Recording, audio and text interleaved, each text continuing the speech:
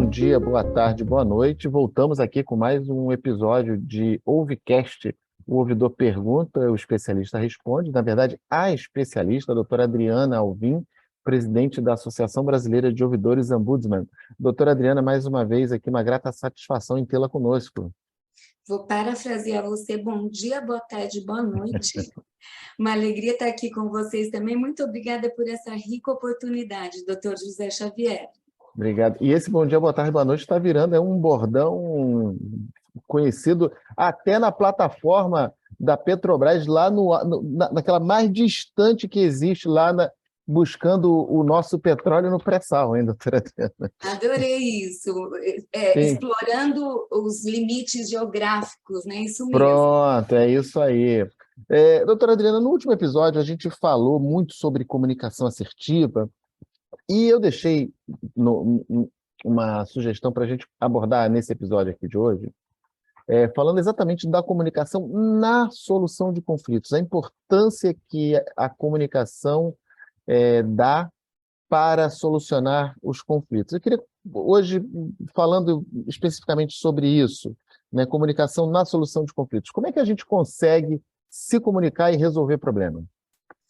Bem, é uma arte, eu diria que é uma arte, né, doutor Xavier, e é uma habilidade, né, e, portanto, nenhum de nós nascemos falando, ouvindo claro, escutando, mas decodificando o que se escuta e observando isso tudo é um aprendizado. Então, tanto a escuta como a comunicação, amplamente dita, ela é uma habilidade e, portanto, uma competência que deve ser desenvolvida, treinada e melhorada a todo tempo. É muito importante lembrar que a comunicação é essencial na possibilidade de solução consensual dos conflitos. E por que a gente diz isso? Porque o conflito é inerente à existência humana, né?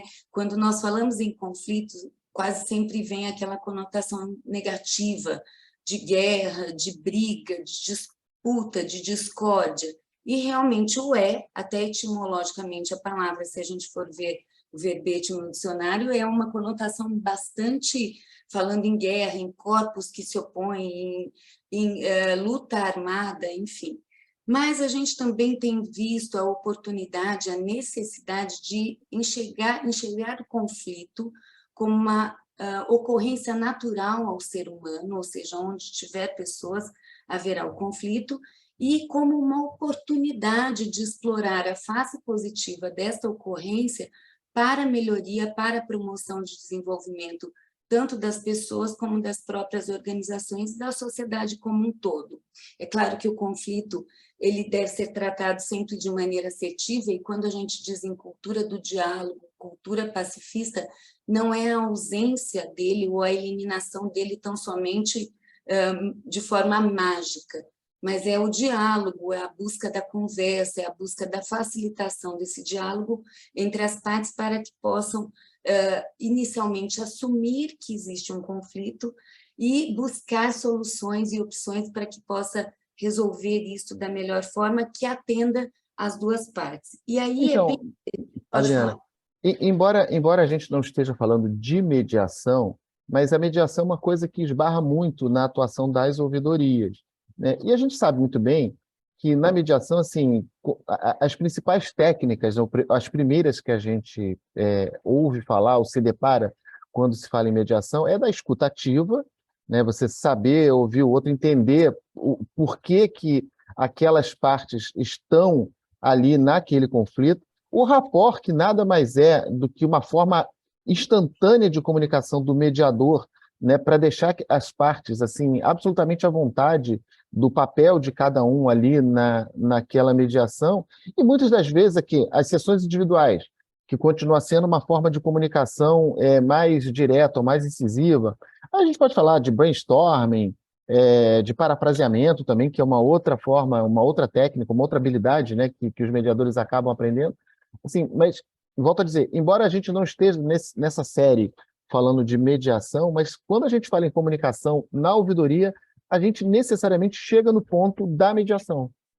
Perfeito, doutor. Eu, mais do que ninguém, sempre afirmei, né, e defendo essa possibilidade da mediação na ouvidoria, né, o que a gente chamaria de uma mediação organizacional, assim Perfeito, dizendo, né? exato, exato. Diferente do conceito da mediação judicial, pré-processual, e como uma modalidade da mediação, e sem dúvida alguma esses preceitos, essas ferramentas, esses mecanismos são utilizados sim.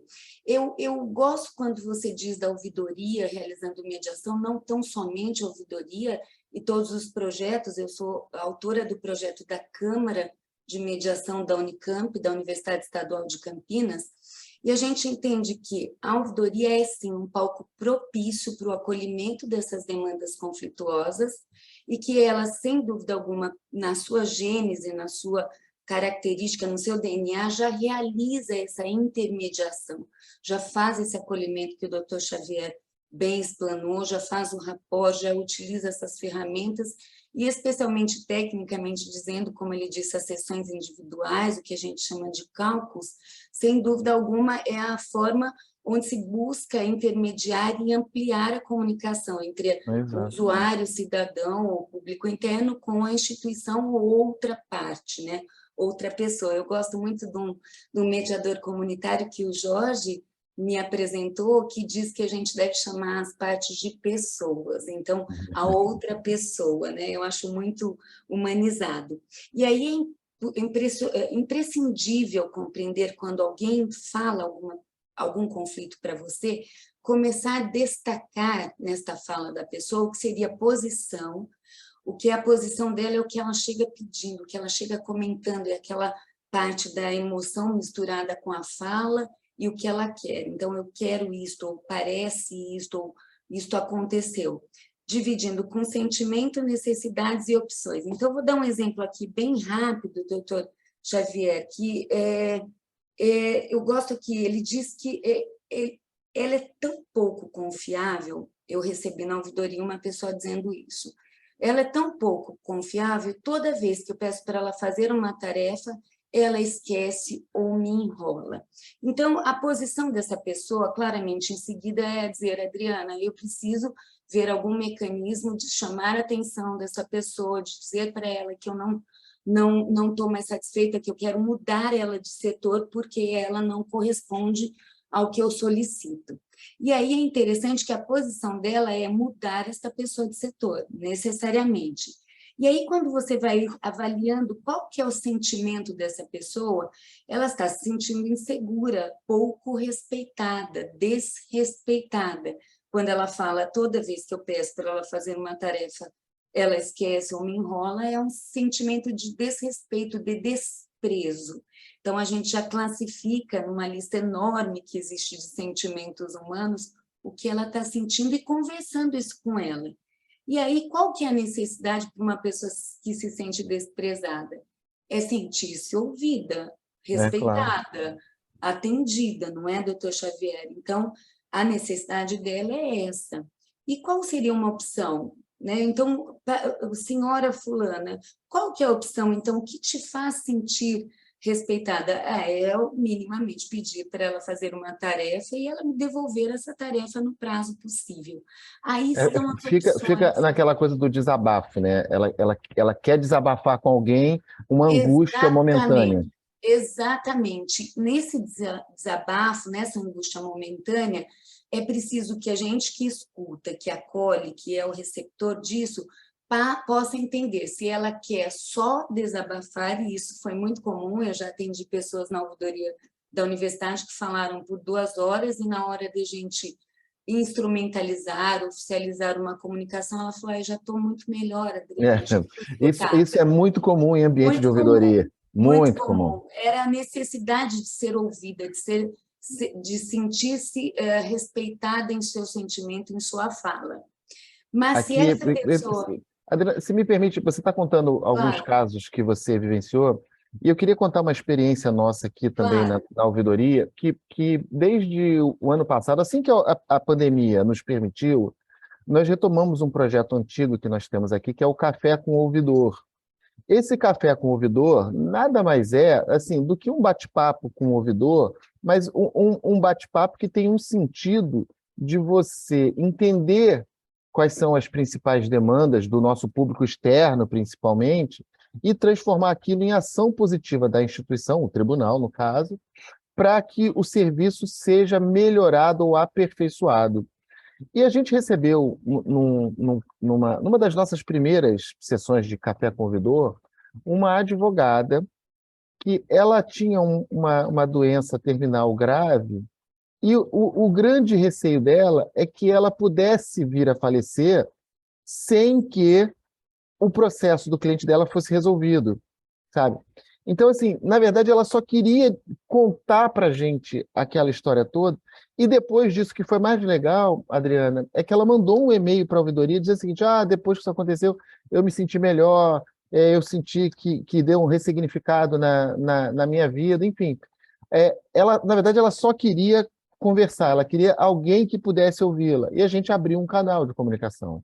Nossa, que fantástico! Que projeto, além desse Ouve Pode, esse Ouvecast aqui, é demais esse outro do Café com o Ouvidor, porque é uma abertura, um acolhimento ímpar, e que nesse caso que você cita, me traz aqui, me traz o encantamento com o fato daquela pessoa ter podido partilhar seus medos. Né? Verdade. Ela tinha um medo, um receio, que não era infundado, porque uma pessoa em fase terminal, muito possivelmente, tem a chance de uma finitude mais breve, e ela Perfeito, pode exatamente. dividir isto, muito nobre, muito importante, né? Esse acolhimento na escuta, ele só se dá quando a intenção de escutar é real, e a outra pessoa encontrou o espaço nesta ouvidoria para contar, inclusive, uma coisa muito íntima, muito Pois é, particular. e a confiança que ela sentiu, né, em Exatamente. poder abrir, num ambiente com pessoas que ela não conhecia, Não contar conhecia. uma particularidade, né? E saber que seria respeitado em sua angústia. E olha que bonito como a confiança não necessariamente se constrói com longas relações. Não Exato, necessariamente. não necessariamente, perfeito.